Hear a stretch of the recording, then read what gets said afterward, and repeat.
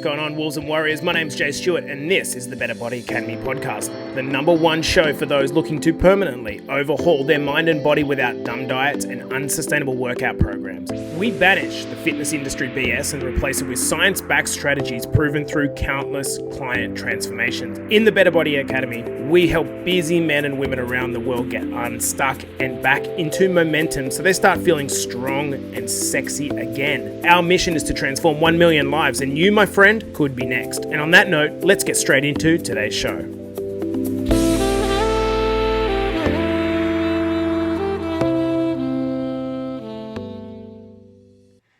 Good morning, good afternoon, guys. This is the Better Body Academy podcast. This is the #1 podcast to come if you want to overhaul your mind and body permanently without the dumb diets and stupid unsustainable workout programs. Now, in today's episode, what I am going to be discussing is the power of our environment. Now, this is super topical because we've just run a 14-day challenge around 10 days ago now, finished about 10 days ago now, where we brought around 80 women into our challenge, and they got to see just what it feels like to be inside an empowered environment, okay? An environment where you have coaches checking up on you and delivering you daily value. This is in addition to obviously the Better Body Academy groups, both men and women. So what I want to be talking about in this podcast is how your environment is impacting you. Now, this podcast is going out, this episode is going out to both our current clients as a really strong reminder of why you're actually here. But additionally, it's going out to those of you that kind of feel that your current environment is a struggle and it's hard to get motivated. It's hard to hold the right attitude. And so I want to ask this, I want to start by asking a couple of questions or reminding you of a couple of sayings. You've all heard this one here. You become the product of the people that you spend the most amount of time with. Who knows that one? And what about, I like this one, it's sort of a little bit more frank. If you're in a room with 9 idiots, you can be sure that you will become the 10th. Such is the power of our environment. Guys, we talk about this idea of nature versus nurture. What does that actually even mean? Like nature versus nurture, what does that mean? Well, for me, that means nature is your genetics. What things did you get handed from your parents that you couldn't really do anything about? So potentially it might have been a condition or it might have been an inherited trait. These things are inbuilt into your DNA. What's interesting is there's a new science called Epigenetics, which actually talks about the idea that even if you carry a certain gene, there is the possibility that through the events that you're exposed in your lifestyle and also the way that you think, you can actually regulate whether those genes actually get turned on or not. But that's not the purpose of today's podcast. The purpose of today's podcast is to talk about the other side, the non-genetic part. We're talking about nurture here. So the power of your environments to influence who you are. What I think is really interesting is we can take 2 genetically identical twins at birth and separate them within a few weeks of being born for whatever has happened in the parent situation, and fast forward things 20 years later down the track, and you can have 2 people that are genetically identical but completely different. How is that actually possible? Well, of course, it's got to do with the environments, the influences that they've been exposed to. So if you're listening at home or you're watching live, what I want you to ask yourself is, what are the main environments that you are exposed to? You personally, okay? So I want you to just take a moment to ask yourself, like, where do I spend the most amount of my time? And wherever it is that you spend the most amount of your time, who are the people and what are the things that are inside of those environments? My thinking is it's going to be something a little like this. You spend maybe a third of your day sleeping, okay? So, probably your only worthwhile environment of note there is the comfiness of your bed and the darkness of the room. We're not talking about that. I want to know about what's going on in the other 2/3 of your life. So as you're sort of listening in, guys, I think a third of it's probably going to be your work or your study environment, okay? So I want you to think about the people that are in your work and study environment. The other third, I think, is going to be our family or our social environment, our social circles. So the way I've kind of divided this up is sleep's a third, work's a third, and then family and social's the other third. So the question that I have for you is that if in every one of these environments, you have either neutral impacts, you have positive impacts, or you have negative impacts or influences inside of those environments, how do yours stack up? I want you to take a moment now to just think about this in your mind. Is my workplace contributing to my personal development and my results? And what about my friends group? Like, honestly, when I ask myself, are my friends actually making a contribution to my life, or are they just kind of there by legacy? I think this is a really, really important start point to this discussion. What are the consequences that can occur of you being in the wrong environment? Do you have a partner that kind of, to you men out there, I think this is particularly the case. Do you have a partner that constantly says, oh, I don't like who you are when you hang around those guys? Does your partner actually have any truth in that? Is there a time when you're constantly making bad decisions that you regret, but you keep doing it?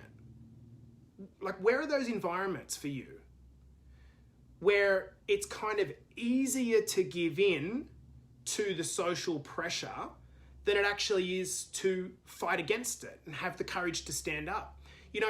One of the most challenging situations that I can imagine is being in a relationship, a romantic relationship I'm talking about, whereby my partner was not my equal, where I always just felt like they were bringing me down. Now, of course, I'm not going to get you to, really open up about this, but is this happening in your relationship? Is your relationship actually negatively impacting on your life and taking away from you moving towards the goals and the person that you actually want to be?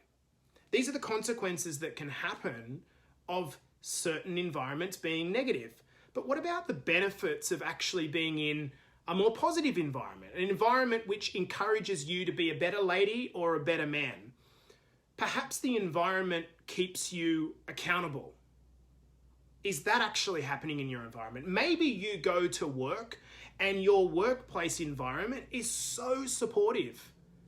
And my thinking would be, if that's actually the case, you probably get excited about the idea of going to work because you see it as a place that actually brings you up. Perhaps the benefits are that it actually shapes your habits. It supports you when you are struggling and celebrates you when you are winning. In fact, the positivity that goes with a really good environment is that you have a place that you want to get to in your life, in your health, your wealth, and your relationships. And the environment that you're in supports you getting there. I would see this as being in perfect alignment. So I'm guessing as I'm talking here, a lot of you are starting to actually think about your workplace, think about your family, and think about your social circle. And maybe it's not necessarily negative, but maybe there's just this feeling that I'm just becoming complacent and it's not making me happy and it's not bringing me up. So I want to talk to you about a personal experience I started in around 6 months ago. And this was the idea of joining a mastermind program. So my business coach, who is an absolute legend, he offered us the chance to come in and join a mastermind program. This was with 16 other high-performing fitness coaches where we met up numerous times a week to discuss the results in our business, the results that we were getting for clients, the struggles that we were having, the systems that we were implementing. By the end of that mastermind, what I realized actually was the content was great. The content that we were taught by our coach was great. But the real benefit of the mastermind group was not actually the content. The real benefit was being held accountable by other people that were on the same wavelength as me. There is numerous times during that mastermind, 6 months, where I was struggling for certain ideas. There are other times when I was winning, when I was at the top of my game. And because we had a tight, close environment, it really picked me up and it really helped me move towards my own personal goals. So I want to ask you a question. What is your environment actually doing for you? I have another couple of examples and I want to shout out a couple of my clients. Probably a couple of them are watching live. But these guys are Matt Kong, Ross Watson, Tim Brennan, Sam Paris, Dan Williams, and then just today, John Timmons. These are 6 guys who are successful products of the Better Body Academy. But most importantly, these are guys that got intertwined in their environment. They started to understand that the thing that was holding them back were their self-limiting beliefs. Now, some of these guys are in our mastermind program. Some of the guys are just in our phase 1 program. But what is the common thread amongst these men specifically is that by joining a group where all of the chat wasn't about, just alcohol or just how many birds you shagged on the weekend. It wasn't about that. It was about paying attention to the metrics that they actually cared about. Their health, their wealth, and their relationships. What's really interesting about these 6 guys is each of them has actually just run a triathlon when 6 months prior, they were stuck. They were men that were struggling with their weight, struggling with their motivation, struggling with their attitude towards life. How is it possible that a guy by the name of John Timmons can today run 10 kilometers in under 50 minutes when less than a year ago, he was 130 kilograms? You tell me how this is actually possible. It's possible because if you get out of your own way and understand that your environment sets your results and your limitation, and if you enter an environment where it picks you up, things start to actually happen. So there's this idea that we are what we eat. And so when I talk about consumption, I talk about consumption from 2 parts. As a dietitian, I talk about consumption of the food, and certainly we become what we eat. But then I want to talk about consumption from another angle. Do you think it's possible that if you're in an environment where there are negative ideas consistently flowing through that environment, that it's going to lead, your consumption of these ideas is going to lead to you becoming worse as a result of this? Let me ask you a question. Let's go to the past. How did your upbringing shape you? How did your upbringing shape you? Genetics aside, how did your upbringing shape you? For me, I am the son of a Maltese immigrant who came to Australia on a boat by himself when he was 6 years old. He couldn't speak the language, and so what he did was had to work very bloody hard to get himself ahead. Now, we were never rich, but we were middle-class family that never went without. And that upbringing of my dad and his experience contributed to my experience, to my values. That's the power of an environment. So let me ask you, the first question is, how did your upbringing shape you? And we're not looking to be critical of our parents, but I'm asking for the reason to help you understand just the power of these environments. The next question that I've got for you is in the present. How is your current environment shaping you currently? Is it for better or worse? And can you do something about it? Your environment at all levels. The final question that I want to ask you is looking into the future. How are you and the environment that you are creating shaping your kids' future, if indeed you've got kids? So we've gone from the past, the future, and the present. How were you shaped? How are you living now? And how are you shaping the future of your kids? This podcast is probably asking more questions than it is giving answers. But I think it's really important because what I see is when guys and girls come into the Better Body Academy, the ones that go all in on themselves from the start and engage, particularly with the Facebook communities that we create, are always the ones that win. They're always the ones that get the best results. And why is that the case? It's the case because you see that if she can do it, I can do it. Or if he can just do that, I can do it. What happens is every new person that comes in either raises the bar or lowers the bar. So we're very careful about the types of people that we bring into the academy because we want to continue to raise the bar on a constant basis. Of course, that's tough to do, but you see my point. 13 of the men from the Phase 1 program have come in and concentrated the power in our first Better Body Academy Mastermind. So to those 13 men who are probably listening on repeat, ask yourself the question, how have you changed as a result of being in this mastermind? How has that led to you having a concentration of the power, to have higher leverage over yourself to act, to become more self-aware? And why has that happened? That has happened because of the power of your environment.